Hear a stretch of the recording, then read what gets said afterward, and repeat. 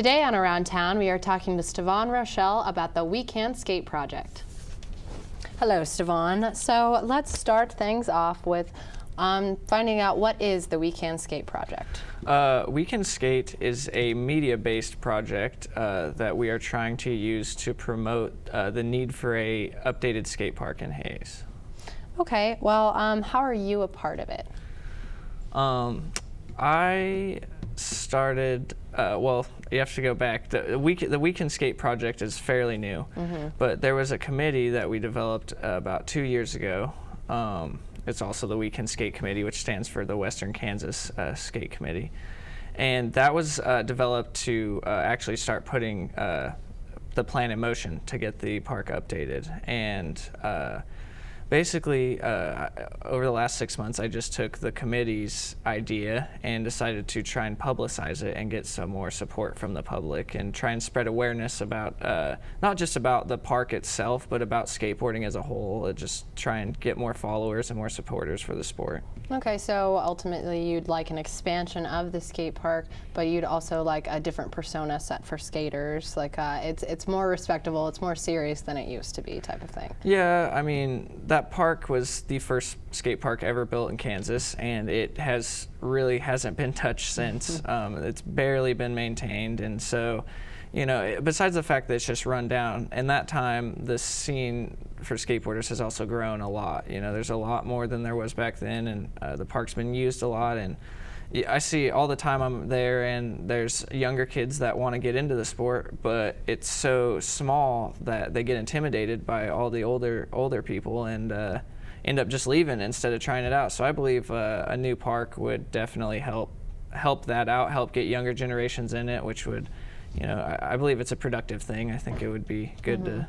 So it would keep more kids off the street and bring them to an area where they can concentrate that activity. Yeah, I mean, skateboarders naturally want to go out and find new terrain and new things to do, and so adding more obstacles and new obstacles to the park and just expanding it and giving you more options would definitely keep people out of trouble and keep them, you know, in a safe, controlled environment. I gotcha. So what brought you to this project? I know that you're obviously a skater here, but like what made you want to get involved with this project? Well, I moved here about 4 years ago, and at that time, you know, it was kind of an idea that was getting tossed around. And so since I've gotten here, you know, I've kind of agreed that we needed a new park, and I just kind of stuck with it. And like I said, a couple years ago, we developed that committee and just started actually, you know, meeting with the parks department, and we were having weekly meetings and just like keeping, you know, checks and balances, trying to get everything straight. So basically I just... And had this been your first rodeo with it, or have you done something like this before? I helped raise money to build a skate park in the past, but it was a little different. It was a town that didn't have a skate park at all. So, you know, there's obviously a need because they had nowhere to go. So you were really starting from the ground up. Where this is a little different, you know, it's a lot easier for people to say, oh, you got a skate park, you know, go to the skate park. Well, that's, you know, the point of the project and publicizing it so much is to point out, like, yes, we do have a skate park, but it's so much, the sport is so much bigger than that now, you know, and so. It's developed, it's evolved way beyond what it originally was in Hayes. Yep. Okay, well, I know that the project has been going on for a little bit at this point, so could you just tell us where it's at now? Because we talked to a person before who was involved with this project, so give us a little bit of an update. What's been happening? Actually, it's really exciting because we're closer than we have ever been. There's actually, well, there was supposed to be a town meeting March 14th, which obviously didn't happen because we're actually working with the Parks Department, because the Parks Department supports this project so much that they're working with us to get all the little details right, you know, the budget, and we had to get like some really detailed plans drawn up. Working with things like that to make sure that when we go to the town commission that we present it in the most straightforward way possible.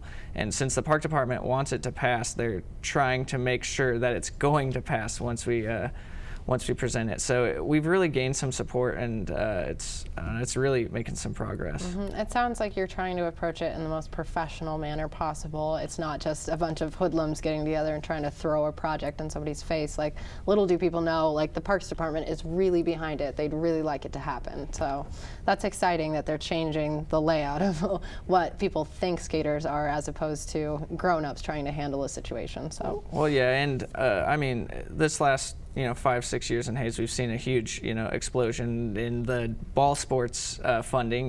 We've got a bunch of new facilities, and the parks have been revamped to support some other sports. So I think the Parks Department also realizes, like, hey, maybe this is another place we can invest in. Yeah. Yeah. Okay. And you said it was a media-based project partly.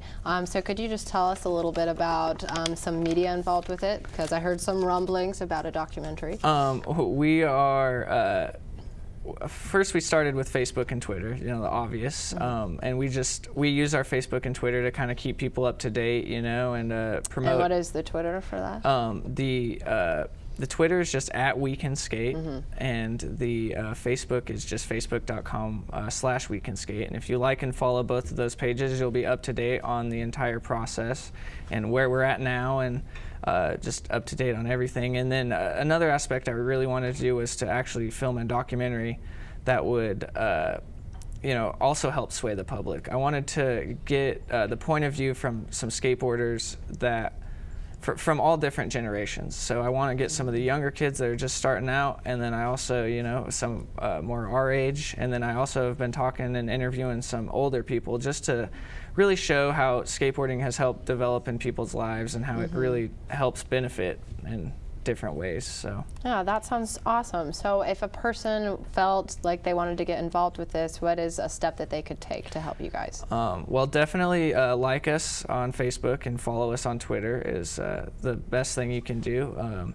And also, there is a petition that is available at the White Chocolate Skate Shop here in Hayes off of Main Street. And then there's, if you can't get there, there's even an online petition that is available. The link to that is on the Facebook and the Twitter. So. Okay, awesome. Well, we're all out of time. I'm sorry about that. But I would just like to say thank you to Steavon Rochelle for coming in and talking to us. And now back to the news desk.